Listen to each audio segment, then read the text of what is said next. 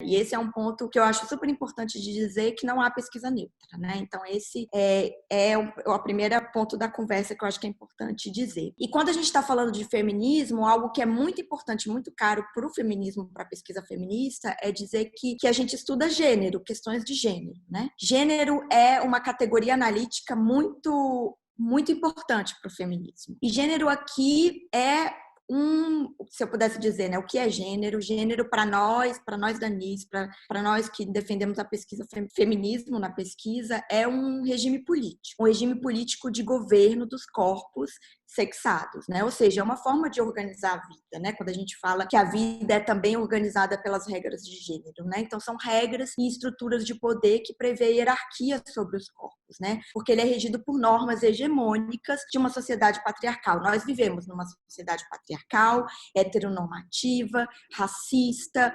homofóbica, né? Então, quando a gente diz que o gênero ele é político, é porque ele é transformável. Então, isso significa dizer que nós, feministas, pesquisadoras feministas, a gente não acredita que as nossas formas de viver devem ser determinadas por ideais, sejam eles ideais de natureza ou de simples biologia ou pelas maiorias sociais, né? Então, as regras de gênero não devem ser determinadas por regras hegemônicas.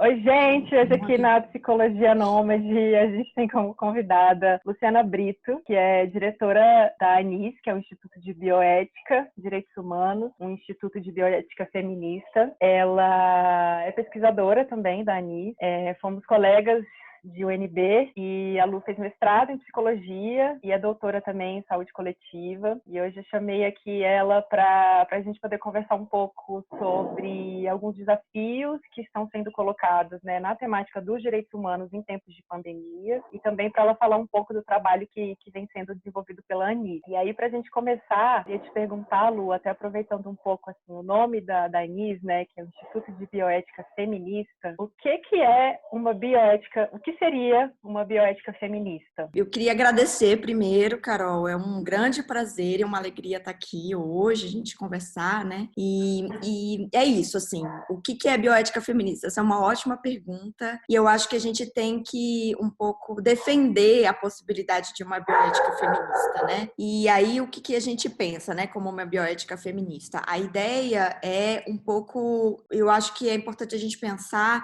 sobre algumas perspectivas, né? O nome da ANIS, inclusive o nome completo, é ANIS, Instituto de Bioética, Direitos Humanos e Gênero. E gênero para nós que nos colocamos como feministas, que entendemos o feminismo como lentes, né? Para duvidar das perguntas sobre o real, né? Nós somos pesquisadoras e feministas. E para pesquisadoras, para quem faz pesquisa, é muito importante a gente pensar que as perguntas movem, né? Nos movem sobre pensar pesquisa e pensar os nossos métodos, pensar nossos participantes. E quando a gente está falando que nós somos pesquisadoras e a gente se coloca muito também que somos pesquisadoras ativistas, pesquisadoras engajadas, o primeiro ponto, talvez, que a gente precisa organizar da nossa conversa é que não existe uma pesquisa neutra, né? Não existem pesquisadoras neutras, né? Essa foi uma ideia colocada muito no momento de uma academia feita por homens brancos, numa aposta de replicação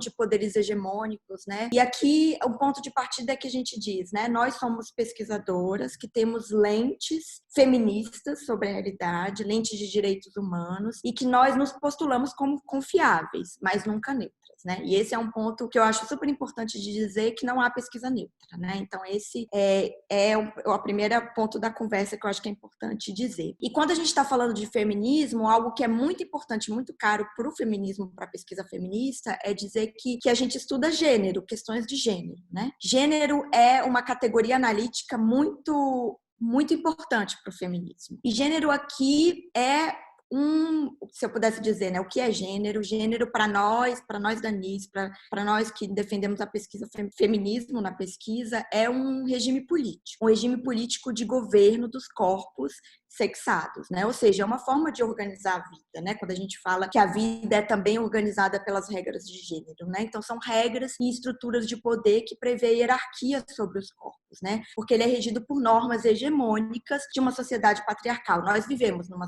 sociedade patriarcal, heteronormativa, racista, homofóbica, né? Então, quando a gente diz que o gênero ele é político, é porque ele é transformável. Então, isso significa dizer que nós, feministas, pesquisadoras feministas, a gente não acredita que as nossas formas de viver devem ser determinadas por ideais, sejam eles ideais de natureza ou de simples biologia ou pelas maiorias sociais, né? Então, as regras de gênero não devem ser determinadas por regras hegemônicas. Então, se fizer sentido o que eu digo, a gente pode concordar que gênero ela é uma categoria analítica central para a bioética feminista, porque a gente faz perguntas sobre como esses mecanismos de poder transmitem subalternidade às mulheres, por exemplo, ou a outros grupos atacados pelo patriarcado, né? Então, por exemplo, quando a gente diz que a gente faz uma pesquisa feminista, a gente está dizendo que as perguntas que movem os rumos do estudo são perguntas que partem dessa compreensão de que a gente tem um regime político de governo dos corpos que traz injustiça, inclusive, injustiças estruturais e estruturantes para alguns corpos, por exemplo, os corpos sexados, como mulheres nessa ideia de biologia, né? Então, então importa o que a gente pergunta para enquadrar nossos achados, né, de pesquisa e transformar em resultados. E a gente está falando que a gente, então, na ANIS, a gente faz pesquisa, mas a gente faz pesquisa para também incidência, para tentar transformar o real, né? Quando a gente diz que a gente trabalha com direitos humanos, a gente trabalha com algo que é para transformar o mundo, a gente é esperançosa por excelência, né? Então, a gente pensa nesse sentido de transformação do mundo, né? E essa categoria bioética, ela foi muito utilizada no início, né, por pesquisadores da saúde, por médicos especialmente, né, que é uma categoria de se pensar conflitos, não só os conflitos morais, mas isso de que dentro das políticas da vida, dentro da saúde, né, como a gente pode pensar essas questões que movem a vida das pessoas e que são decisões também muitas vezes difíceis, né? Então a bioética ela estuda esses conflitos, né, que não deveriam causar danos para as pessoas pelas suas escolhas morais, né? Então, aborto a gente sabe, por exemplo, que é um tema difícil, mas a gente tem que falar sobre ele, né? A gente tem que discutir. Então, é um pouco nesse sentido que é a bioética feminista. Não sei se faz sentido para você.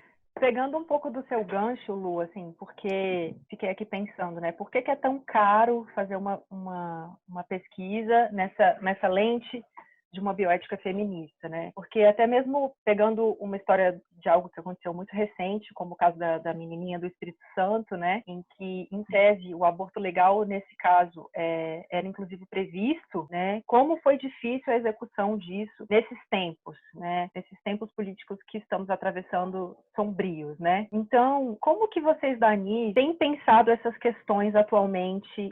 Como que vocês percebem desafios dos direitos humanos nesse momento de pandemia?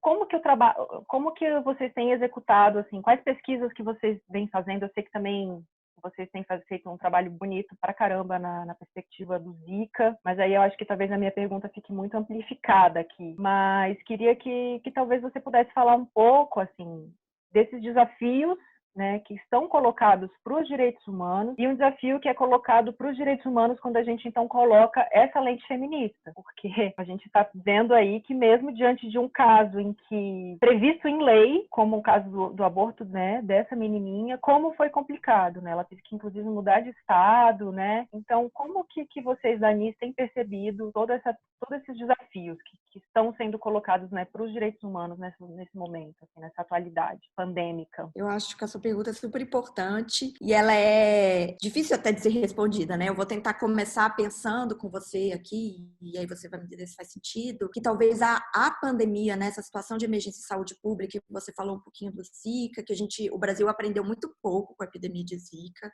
talvez porque foi uma emergência de saúde pública também, mas que ela afetou principalmente populações que já são historicamente invisibilizadas, né? Que são mulheres pobres, mulheres negras, mulheres que vivem em regiões periféricas do nosso país. Então, rapidamente isso, né, é esquecido, apesar do Zika ainda circular no país. Mas a pandemia do Covid, e não só a pandemia, mas eu acho que todas as emergências em saúde pública, né, emergências humanitárias, ela intensifica as injustiças sociais. Especialmente se a gente está falando aqui de gênero, né, de um marcador importante de mulheres, de corporificações, né? Especialmente as desigualdades de gênero, as desigualdades de raça, classe, de deficiência, né? Desigualdades, inclusive, geracionais. E a gente sabe que em emergências em saúde pública, meninas e mulheres são desproporcionalmente impactadas, né? Durante essas crises humanitárias, né? Porque se a gente for falar de mulheres, especialmente, são as mulheres que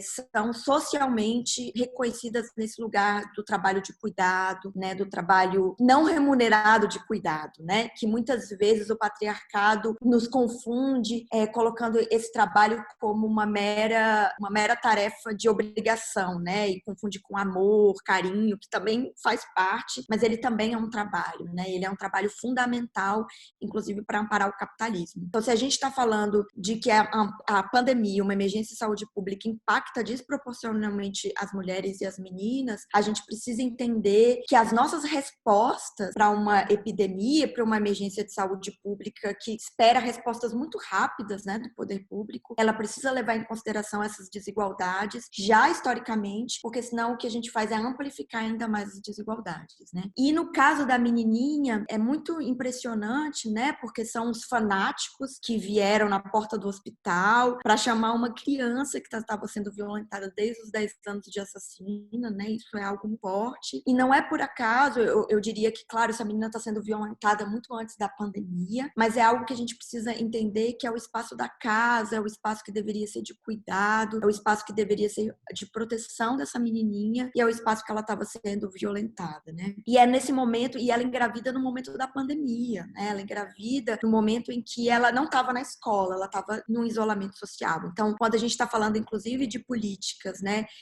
que é muito interessante e muito perverso ao mesmo tempo, que se fale tanto da economia, mas a economia ela nunca pode ser desvinculada da saúde, do bem-estar social, né? Porque as coisas elas estão juntas. Então, quando a gente está falando, inclusive, de como a gente vai cuidar das populações no momento de pandemia, no momento de uma emergência de saúde pública, é também cuidar das mulheres e meninas que muitas vezes, quando elas estão no momento nas suas casas, né, elas também estão desprotegidas, porque a gente sabe que a violência sexual, a violência doméstica, ela ocorre nos espaços que deveriam ser espaços de proteção, né, que é a casa. Sim, e pensando nessa perspectiva de chamá-la de assassina, é muito descolamento do que de fato estava acontecendo com ela, né? Porque chamá-la de assassina e ainda não pensar como é o retorno dessa criança para essa casa, que casa que ela vai voltar, sendo que ela denuncia os agressores que moram com ela e as pessoas se disponibilizarem aí para uma porta de um hospital para chamá-la de assassina sem pensar em todas essas outras questões que atravessam a vida dessa criança. E mais, né, esse aborto, ele é um aborto que já era previsto em lei. Então, como fica isso, né? É tão esquizofrênico, para não dizer outra palavra, né? É tão perverso, né? É de uma perversidade a forma como está tudo organizado mesmo em nome desse patriarcado, né? Que é assustadora, né? Eu acho que é isso que é o mais importante, né, da gente pensar e como o patriarcado se move, né? Na verdade, o que aconteceu com essa menininha é o resultado de uma lei regida pelo patriarcado que pune as mulheres e meninas e criminaliza, né? Então, aqui você falou duas coisas super importantes, né? Pessoas que vão para a porta do hospital, não fazer orações pela menininha, mas chamar a menininha de assassina, né? E aqui por isso que eu chamo de fanáticos, né? Porque o fanático ele não duvida, o fanático ele não questiona, o fanático não se pergunta, ele simplesmente vai lá e as pessoas que olham, mesmo as pessoas religiosas, porque aqui não é religião, é o fanatismo, né? As pessoas vão dizer, o que essas pessoas estão fazendo? Essa menina está sendo triplamente violentada por um Estado que não cuidou dessa menina e deixou que isso acontecesse, por toda essa dificuldade, pela violência que ela sofreu e pela outra violência que são as pessoas. Essa menina teve que entrar no hospital dentro da mala, de um porta-mala de um carro, pela porta dos fundos. Então, o que a gente está dizendo aqui é que essa lei, ela também faz isso com essa menina, né? Porque ela é uma lei de exceção, ela é uma lei que, na verdade, o aborto é um crime no país. E ela é, por algumas exceções, ela é possibilitada, né? E outra coisa que você disse que é muito importante é que a gente passa a chamar essa menininha de assassina e a gente fala do aborto, mas aqui a gente tem que falar da vida dessa menina. Essa menina, ela tem direito à interrupção da gestação pelas duas causas que é prevista no nosso país, porque ela correria risco de vida, ela é uma menina, ela tem 10 anos, ela é uma criança. Não há nenhuma possibilidade de se imaginar um corpo grávido numa criança de 10 anos. Essa menina provavelmente morreria. É tudo muito jovem ainda, um corpo maturando, né? Não é o momento de engravidar. E porque essa menina foi vítima de um estupro, né? De vários recorrentes, né? Violências sexuais. Então aqui é muito importante a gente pensar porque senão a gente individualiza as pessoas, né? A gente diz, são essas pessoas que são más. E não é, essas pessoas, elas são, na verdade, a consequência de um estado patriarcal que esquece dessa menina. Ela passa a ser um corpo grávido, um útero levando uma futura que, na verdade, não é, né? A pergunta tá errada. A pergunta tem que ser, e a vida dessa menina? Quem é essa menina? Como a gente protege essa menina? Né? E eu acho que aí a gente volta para a bioética feminista, né? Para a pesquisa feminista, que é como a gente vai fazer as perguntas? Talvez a pergunta do patriarcado é uma pergunta ruim.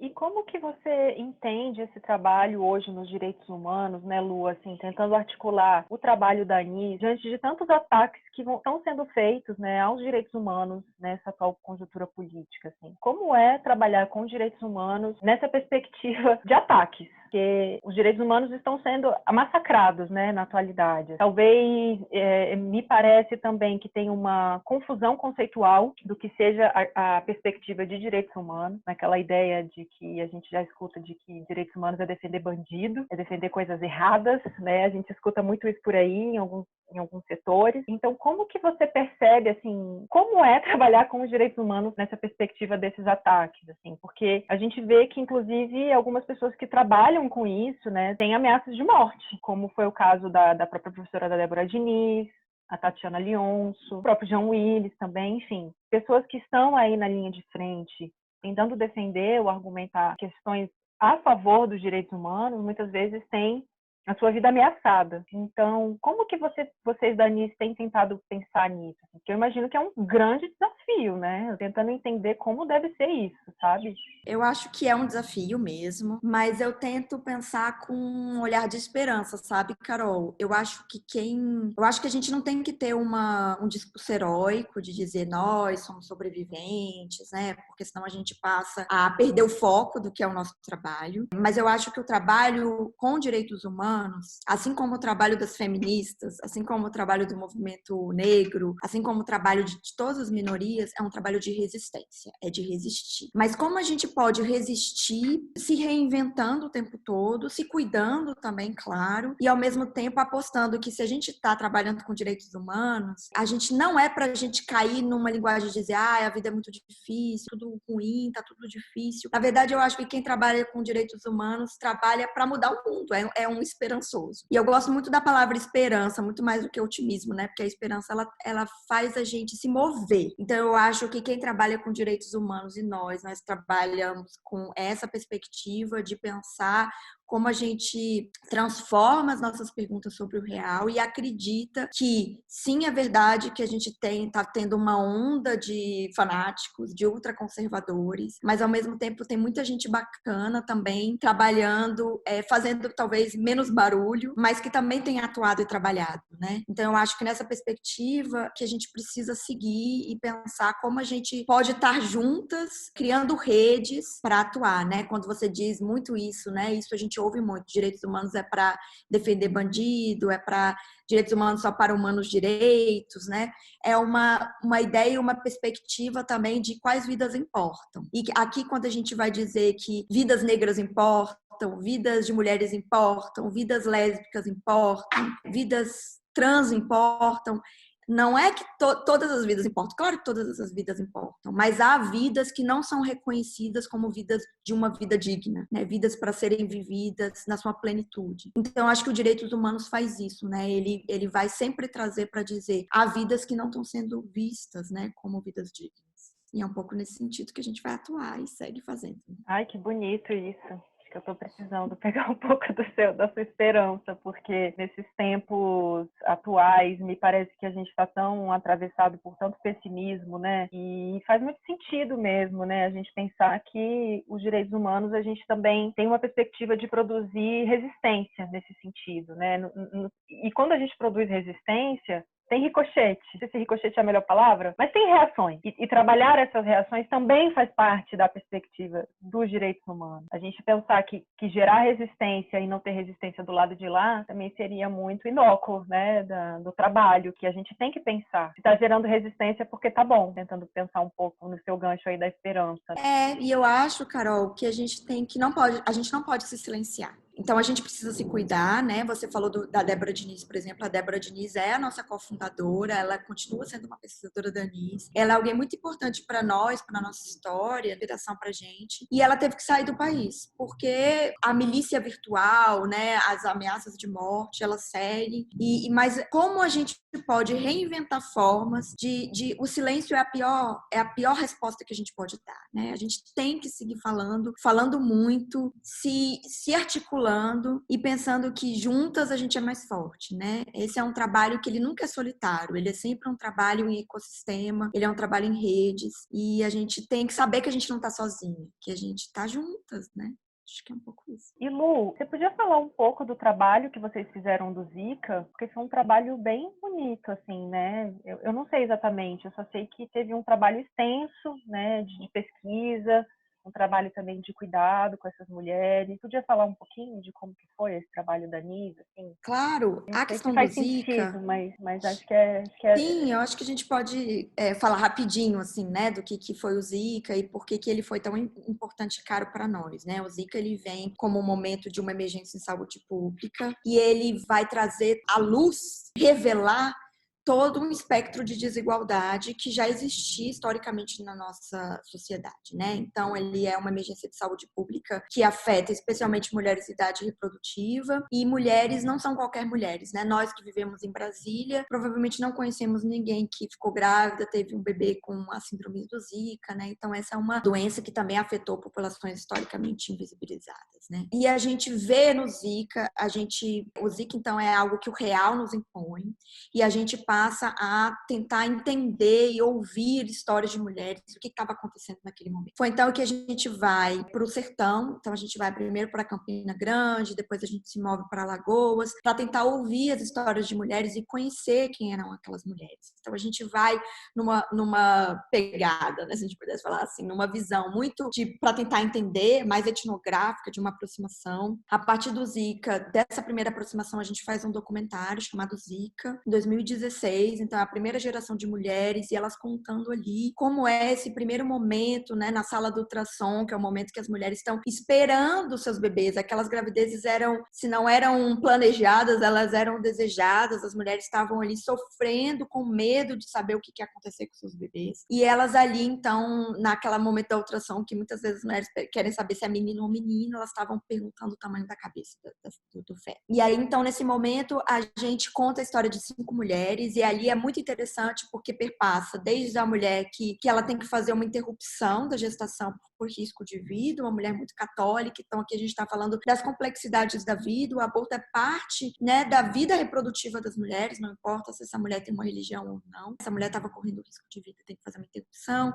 Até a mulher que precisa integralmente das políticas de assistência social para cuidar dessa criança. Então a gente parte desse momento de uma primeira aproximação. Mas a gente começa a perceber que nesse momento, e a gente faz uma grande arquitetura, né, de respostas, porque a gente precisa fazer a pesquisa, porque a gente precisa de evidências, mas ao mesmo tempo as necessidades e as urgências por direitos dessas mulheres, elas precisam de respostas agora, porque às vezes a resposta da ciência, né, principalmente a gente está vendo isso na pandemia agora, né? A vacina, ela tem o seu tempo, né? Conhecer a história natural da doença, de como é que esse vírus se desenvolve no corpo, leva um tempo, a ciência precisa de tempo. Mas as necessidades, elas precisam ser urgentes, né? A vida das pessoas pede pressa. Então, a gente entra também com uma ação na Suprema Corte, né, com um parceiro, que foi a Associação Nacional dos Defensores Públicos, para responder a emergências que essas mulheres estavam vivendo em diferentes esferas da vida, né? Seja a esfera social, de saúde sexual e reprodutiva, de garantia de saúde para essas crianças, né? Então, era um amplo espectro e camada. Demorou 4 anos para essa ação entrar em... Isso foi algo muito perverso, então, para a gente pensar também que há algo aqui que não se responde no tempo, que a gente recorreu à Suprema Corte, porque a gente acreditava que havia direitos constitucionais sendo violados, direito à dignidade, direito à cidadania, direito à saúde, mas porque ali também havia um pedido de descriminalização do aborto na situação por sofrimento mental da mulher que tivesse sido infectada pelo vírus Zika, ela passa a ser descrita como uma ação de aborto e os patriarcas começam a vigiar essa ação, e é muito interessante que todos os amigos que foram contra essa ação na Suprema Corte, eles não vão falar sobre a vida dessas mulheres, a vida dessas crianças que estão aqui, estão precisando de... Elas vão falar do aborto. Então, de novo, a gente tem uma confusão. E aí a gente segue, então, com ações, e essas mulheres, então, estão vivendo uma segunda emergência em saúde pública, que é agora a epidemia, a pandemia do Covid com as suas crianças, né? Então, e elas têm uma força gigantesca, elas têm uma mobilização comunitária, elas duvidam dos saberes hegemônicos, são grupos de mulheres que não necessariamente se reconhecem como feministas, né? Porque essa também é um discurso, muitas vezes, da elite branco, então a gente também precisa pensar como a gente se aproxima dessas mulheres e como a gente aprende muito com essas mulheres. Então, na NIS, a gente tem aprendido muito com elas e tem estado ao lado delas, pensando como nós, num lugar de privilégio, podemos nos fortalecer mutuamente. Lu, fiquei com 2 perguntas para te fazer, ouvindo você falar. A primeira delas é: o que seria essa síndrome do Zika? O que acontece com essa mulher que, em um período gestacional, não sei se adquire, mas contrai o Zika, não sei qual que é a melhor palavra, né? Mas fica com o Zika, pega o Zika. O que seria essa síndrome do Zika? E se essa ação do Supremo foi vitoriosa? Vocês conseguiram fazer com que essas mulheres conseguissem abortar nesses casos? Ou, enfim, como que ficou essa situação? Obrigada pelas perguntas, Carol. O Zika, na verdade, ele é um vírus, né? E ele é uma doença que ele é... Qual que é o maior desafio que a gente tem com o Zika? Porque o vetor transmissor do Zika é o mosquito, que faz parte da nossa vida, né? O Estado brasileiro não foi capaz de se conter a proliferação do mosquito. Então, a gente é uma doença que passa a ser endêmica no nosso país. E o que acontece? Uma mulher grávida, então, e o Zika tem algo também que é muito importante, que ele também é transmitido via relação sexual, né? Então, ele, além do mosquito, na relação sexual, o Zika pode ser transmitido. Então, essa mulher grávida que é contaminada pelo vírus Zika, ela pode verticalmente passar para o feto, e a síndrome congênita do vírus Zika, ele passa a afetar todo o desenvolvimento neurológico dessa criança, né? Então, o vírus Zika gosta de se alimentar de células nervosas. Então, quando a gente fala que é uma síndrome, ela é congênita porque ela é passada no momento da gestação, né? E ela é uma síndrome porque ela tem um espectro muito amplo, né? No início a gente falava muito da microcefalia, que ele é o primeiro sinal, mas há crianças, inclusive, que não desenvolvem a microcefalia, mas têm a síndrome congênita, né? Que ela pode ser desde atrasos no desenvolvimento, mas também artrogripose, que são as crianças que nascem com o bracinho e a mãozinha tortos, mas pode ser problema na visão, deglutição. Essa criança ela pode ter, inclusive, autismo, espectros autistas. Essa criança tem uma paralisia cerebral. Então, são diferentes aspectos do desenvolvimento neurológico que essas crianças podem. Então, essa criança pode se desenvolver no sentido de caminhar, falar, andar, comer, conseguir se alimentar, mas ela pode também ficar numa UTI neonatal, ter que respirar por respiradores. Muitas vezes elas precisam de sonda para se alimentar porque ela não tem a deglutição. Então, ela varia muito. O espectro da síndrome congênita do Zika é muito variável. A segunda pergunta foi se essa ação que vocês entraram no STF, né, junto com a Anísio, com os grupos, ela foi vitoriosa? Hoje em dia, uma mulher que tem o Zika durante o seu período gestacional, ela pode requisitar um aborto legal? Como que ficou essa discussão, esse debate? Não saiu vitoriosa. Na verdade, essa foi uma ação que demorou 4 anos, então ela foi várias vezes colocada em pauta e retirada de pauta. Você imagina que essa era uma ação que ela tinha que ter sido respondida no tempo da emergência, no tempo de uma pandemia, né? Ela demorou 4 anos para entrar em pauta. Quando ela entra em pauta, a ministra relatora disse que ela tinha perdido a sua... Então, ela perdeu a sua matéria, né? Os juristas não vão falar que é assim, porque eu esqueci a palavra, mas ela é como se tivesse perdido o pedido dela. Por quê? A ministra relatora entendeu que como houve, por exemplo, que já tinha passado a emergência em saúde pública, porque teve, por exemplo, uma renda, que é uma renda específica para as crianças afetadas por síndrome congênita por Zika, aprovada pelo Congresso Nacional. Então, ela acabou entendendo que essa não era uma matéria mais para ser votada, e todos os ministros seguiram a ministra. Então, não é que foi negada, não foi isso. O que ele disse essa ação ela não faz mais sentido, por isso não votaremos mais. Então, eles só disseram que ela não precisava mais ser votada. Ela não foi nem colocada em pauta, então. Ela foi colocada em pauta só para dizer, eu aqui, como uma ministra relatora, vou dizer que ela não precisa ser votada mais, porque ela já não precisa mais ser votada. Em termos leigos, é isso que ela fez. E foi uma medida que eu diria covarde, né? Porque para não enfrentar temas que são super importantes e urgentes. Então, em vez de votar e de falar sobre esses temas, você simplesmente diz, a gente não precisa mais votar, não precisa mais. Esse é um tema que já não faz sentido. Foi isso que aconteceu. Ai, que complexo. Que difícil, né? Porque, de fato, o tema do aborto é muito complexo. E acho que a gente vive ainda um país muito ignorante em muitas camadas, muito moral, muito religioso em algumas. Mas, como você coloca, me parece que também não tem nem a ver com religiosidade, né? Tem a ver com alguns fanatismos aí. Bem complicado mesmo colocar essas pautas para discussão. E ainda que essas mulheres possam correr risco de vida, como você bem coloca no caso da menininha, a gente está discutindo o aborto quando a gente está esquecendo o pano de fundo desse aborto, que são as vidas que estariam por trás dele, a vida dessas mulheres, a vida dessas crianças, a vida desses nenéns que podem ter microcefalia, que podem ter, enfim, toda essa síndrome e que ficam como secundárias na discussão. O que fica como ponto central realmente é sempre a questão do aborto. Complicado, É a vigilância, né? dos úteros, né, Carol? É a vigilância dos úteros. A questão do aborto não é a vida depois de nascida, porque essa vida ela é facilmente esquecida por esses movimentos, né? Ela importa naquele momento. Então a gente está falando de outra coisa, que não são de vidas, são de um fanatismo, de vigilância dos corpos e úteros. Eu acho que é isso, porque no limite, quando a gente fala de aborto, e os estudos já mostram que o aborto é uma questão de saúde pública, a gente está falando de saúde de vida. No limite, nenhuma mulher deveria viver a tortura se ela assim não deseja levar adiante uma gravidez, né? Mas aqui o discurso ele passa a ser, quando ele passa a mexer com a moralidade, as pessoas param de pensar. Elas seguem sem fazer perguntas, sem ouvir, sem entender do que a gente está falando, né? Isso é muito difícil. Então, acho que um trabalho que é muito importante é de contar histórias, é de fazer as pessoas se aproximarem, seja pelo, né, de uma vida que não é a minha, mas que eu me aproximo dela e eu entendo que aquela dor, apesar de não ser minha, é uma dor importante que tem que ser levada em consideração.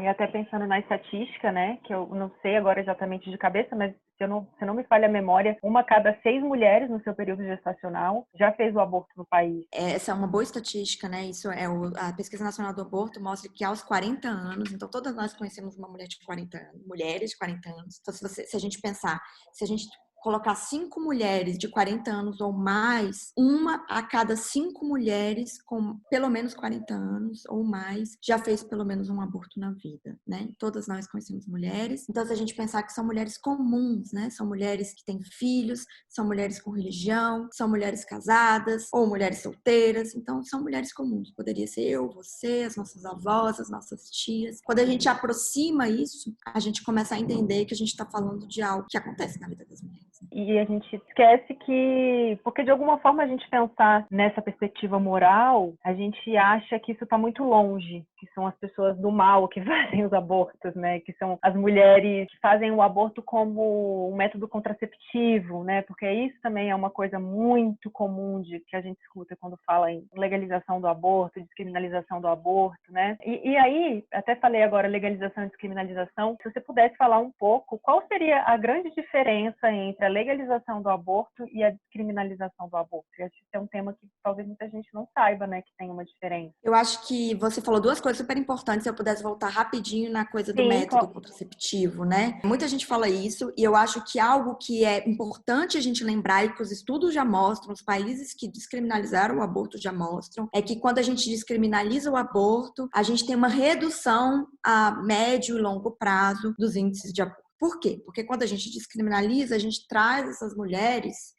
para o cuidado, para a política de saúde. A gente vai entender o que está acontecendo no planejamento familiar dessa mulher que deu errado, se essa mulher foi vítima de violência, e a gente oferta contraceptivos, de preferência contraceptivos de longa duração, para essas mulheres, para que elas não tenham que fazer um novo aborto. Então, aborto legal é também para que essas mulheres não abortem de novo, para que a gente diminua os índices de aborto. Então, quando a gente descriminaliza, a gente controla, o Estado passa a entender e acolher essas mulheres, né? Então, esse é um dado muito importante, né? A outra pergunta que você faz, muita gente se pergunta, né? Qual a diferença entre a legalizar e descriminalizar?